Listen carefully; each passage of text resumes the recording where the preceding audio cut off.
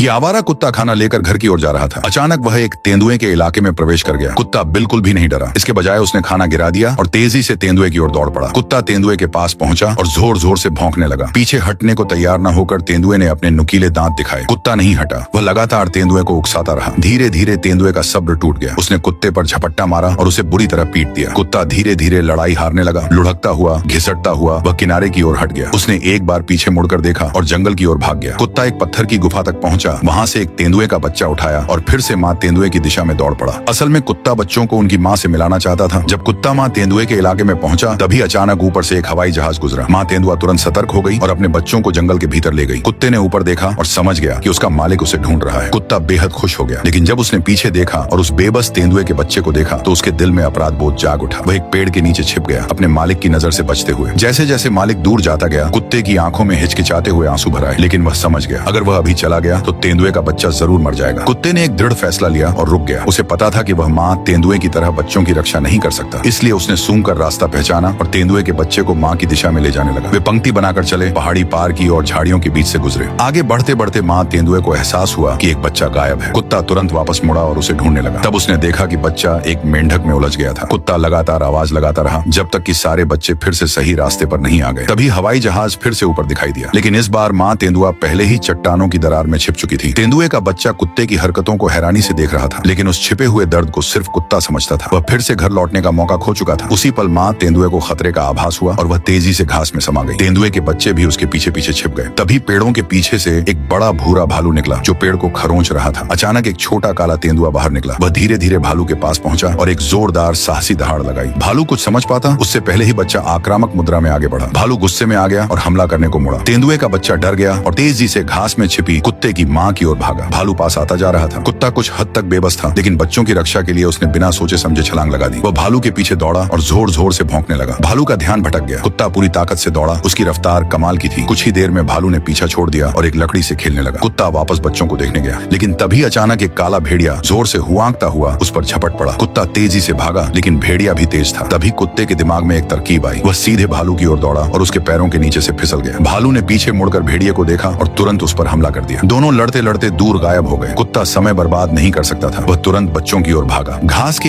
एक हिस्से से गुजरते हुए उसने तेंदुए के बच्चे को जमीन पर खेलते देखा। कुत्ते ने राहत की सांस ली। उसी समय एक हवाई जहाज धीरे धीरे आसमान से नीचे उतरने लगा। जब कुत्ते ने उस बुजुर्ग व्यक्ति को विमान से उतरते देखा तो वह खुशी से भर गया। वह उसका बहुत समय से बिछड़ा हुआ मालिक था, लेकिन उसके पीछे अभी भी वे छोटे तेंदुए के बच्चे थे जिन्हें उसकी जरूरत थी। वह अभी घर नहीं जा सकता था। कुत्ता दूर जाते अपने मालिक को लालायित नजरों से देखता रहा। उसके पास उसका पीछा करने का कोई रास्ता नहीं था।